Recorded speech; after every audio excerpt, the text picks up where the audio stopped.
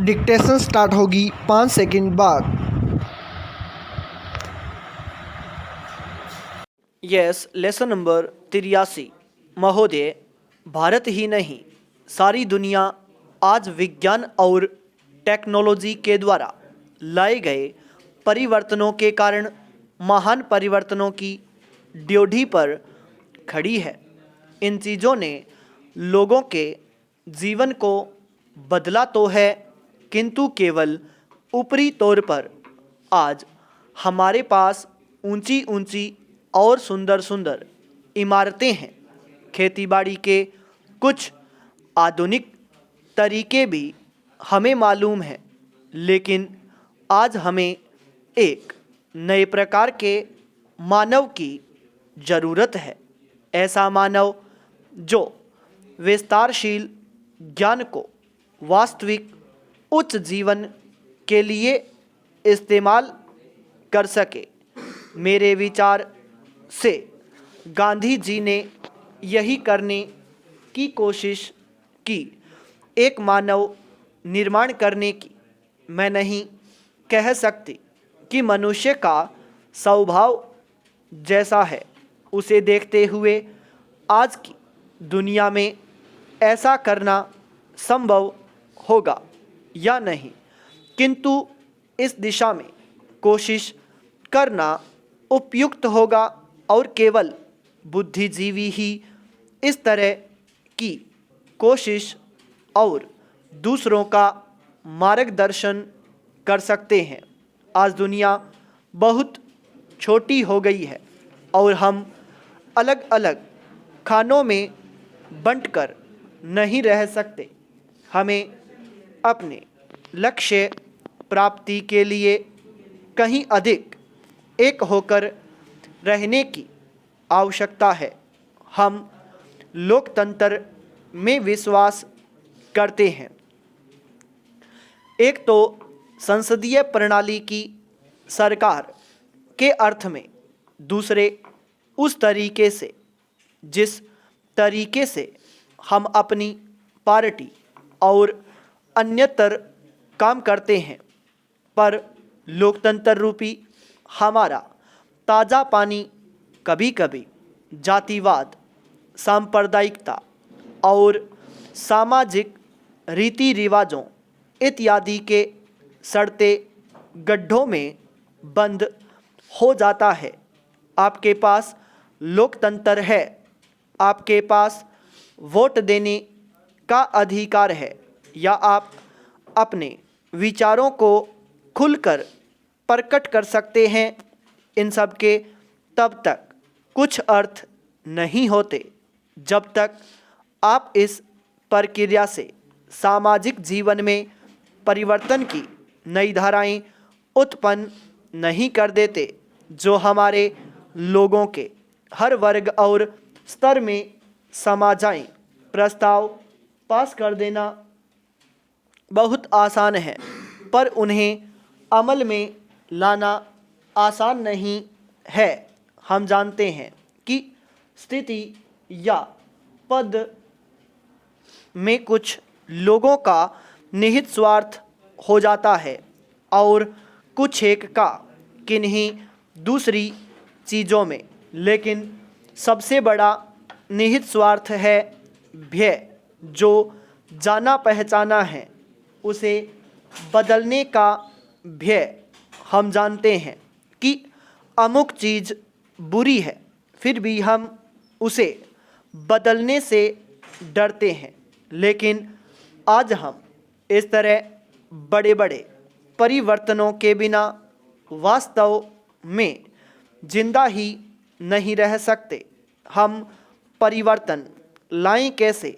हम लोगों को इस बात का कैसे विश्वास दिलाएं कि परिवर्तन आवश्यक है? पाई पैरा चेंज लेसन नंबर 84। महोदय, पिछले कुछ वर्षों में सभी राजनीतिक दल किसी न किसी तरह से जनता से दूर हो गए हैं। आज हम और आप दोनों को अपनी जड़ों को फिर से जमाना होगा। जनता से प्रेरणा लेनी होगी। हमें जनता की आकांक्षाओं, उसकी मांगों और उसकी ज़रूरतों के अनुसार चलना होगा। हम अपने देश के विशाल आकार के कारण यह बहुत बड़ा काम है, लेकिन उस आदमी के लिए कुछ भी असंभव नहीं जिसने कुछ करने के लिए कमर कस ली हो। कुछ देशों में लोग चढ़ने के लिए पहाड़ों की ऊंची ऊंची चोटियों की तलाश में रहते हैं, तब उनके मन और काम की चुनौतियों का समाधान हो सके। कुछ दूसरे छोटी छोटी नावों में सागरों और महासागरों को पार करने के लिए निकल पड़ते हैं। ये सब असाधारण उद्यम है, किंतु हमारी चुनौतियां तो हमारे दरवाजे पर ही दस्तक दे रही है। हमें ऊंचे ऊंचे पर्वतों पर या गहरे सागरों तक जाने की आवश्यकता नहीं। हमारे हर गांव में गरीबी है और घर घर में जात पात है। ये वे पर्वत हैं जिन पर हमें चढ़ना है और यहाँ वे महासागर हैं जिन्हें हमें पार करना है। मुझे मालूम है कि हम में वह शक्ति है।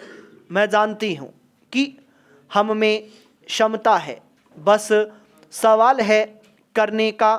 और मैं आशा करती हूँ कि यह सम्मेलन उस दिशा में ले जाने वाला एक छोटा सा कदम होगा।